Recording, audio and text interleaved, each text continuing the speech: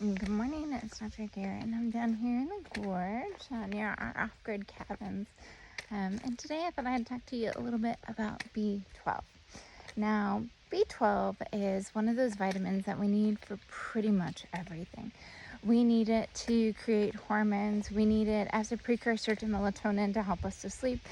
It is necessary for cognitive function. It is necessary for nerve function as well. A lot of people who get headaches, I usually have them start with B12 and see how that works. And a lot of times that takes care of it for them.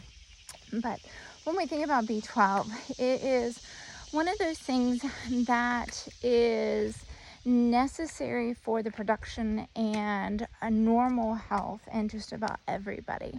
However, there are alterations that can happen in B12 as we age. And one of these is the fact that we lose something in our gut called the intrinsic factor.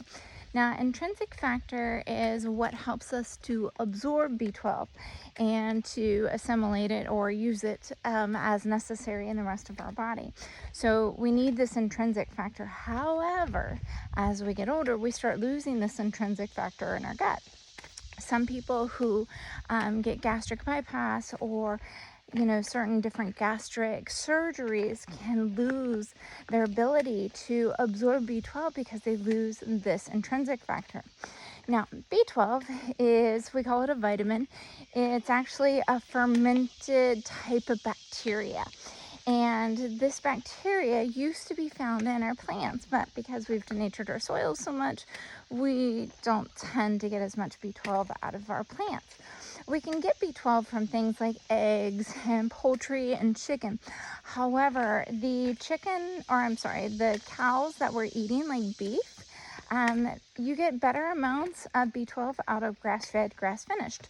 And the reason why is because when you get beef from a supermarket, a lot of times it's grain-fed because they mass produce it. Grain-fed beef tends to be higher in inflammatory omega-6s and less of the omega-3s, but it tends to be lower in B12 because they are not foraging to get this bacteria out of plants that are found growing around feces. And so that's how we tend to get this bacteria. So more animals that roam and forage naturally, they end up getting more of the bacteria, this fermented bacteria in their gut. The rumen in their gut helps to ferment it further, and then it's crossed over and stored within their cells, and then of course we eat it, and that's how we get our B12. Now, when we think about B12 in supplementation form, a lot of times we are thinking about one of three different types of B12.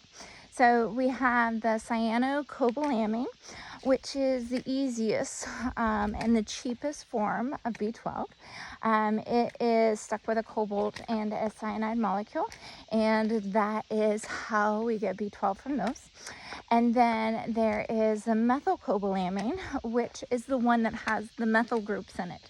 And if you recall my last lecture when we were talking about folate or B9, we were talking about how people with certain genetic mutations like MTHFR, they lack the methyl donors or those methyl groups, an enzyme, in order to create energy from their B vitamins.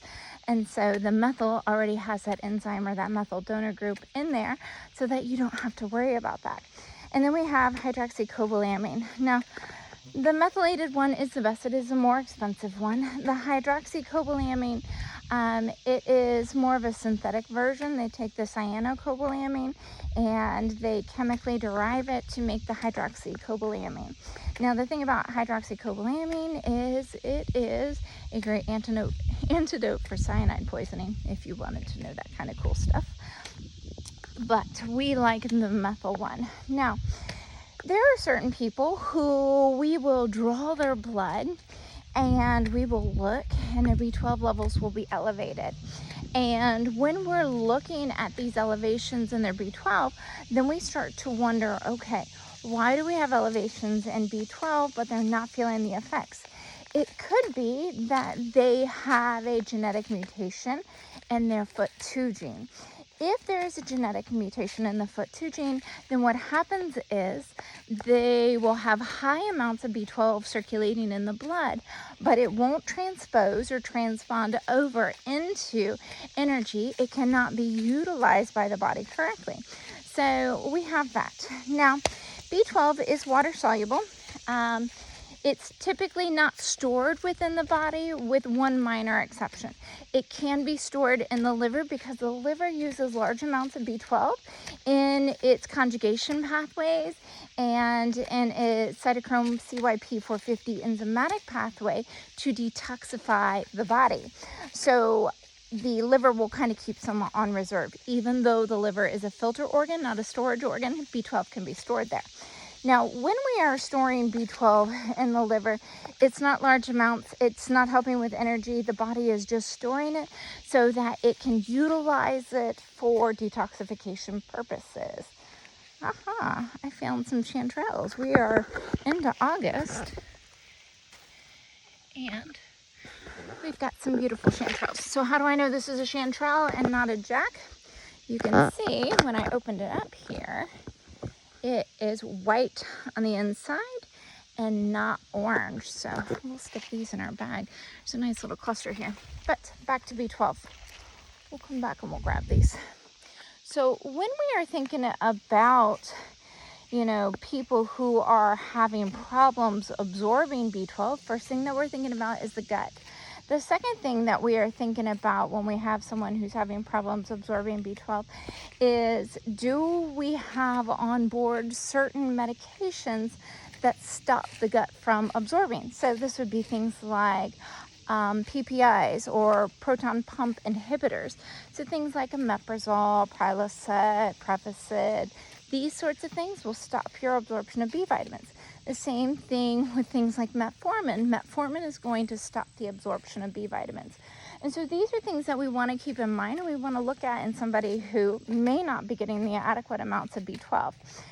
Now, if you are doing supplementation of B12, again, water soluble, so you need to get it into your body every single day.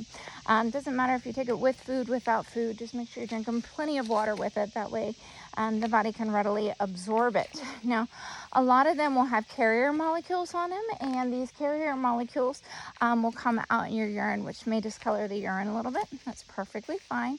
And it's just one of those things that happens in the body. Again, whatever you don't need, your body will excrete, so we don't have to worry about that.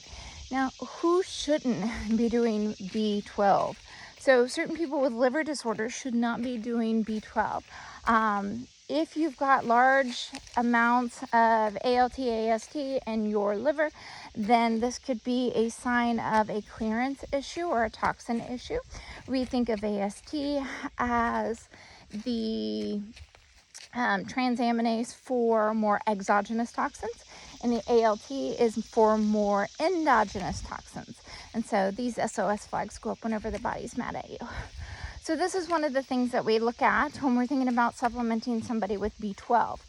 Now, the other thing that we think about is people who have chronically low vitamin D, and we are supplement them with high doses of vitamin D. We can accidentally knock out the body's ability to absorb B12, and so that can be an issue. So a lot of times if you have high doses of vitamin D, we're throwing you on like a B Supreme from Designs for Health regardless.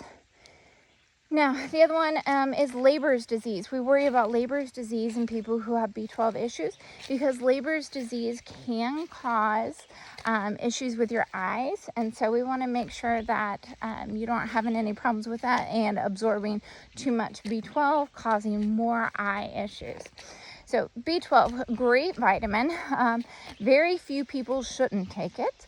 There are some people who have problems with methylation or creating energy from our B vitamins. So we have to make sure that we're taking a methylated type of B vitamin. That way the enzymes will go ahead and cross over and you'll get those methyl donors to create energy from it. There are three forms: cyano, which is the dirty B12, hydroxy, which is the chemical B12, and methyl, which is the good one. So we prefer to do that. If you have high B12 in your blood, but you're not feeling the effects of it, it could be that you have a genetic mutation in your FUT2 gene. If that is the case, then we just got to do a few extra fun little things just to make sure that you're getting energy from it. So B12, wonderful vitamin, helps you to sleep, helps with energy. It also is going to help you with nerve pain as well. And as we age, we lose the intrinsic factor, so we stop absorbing it as readily. So that's why we need to do a little bit more in our food. You want to do grass-fed, grass-finished animals, and make sure that you're eating plenty of eggs.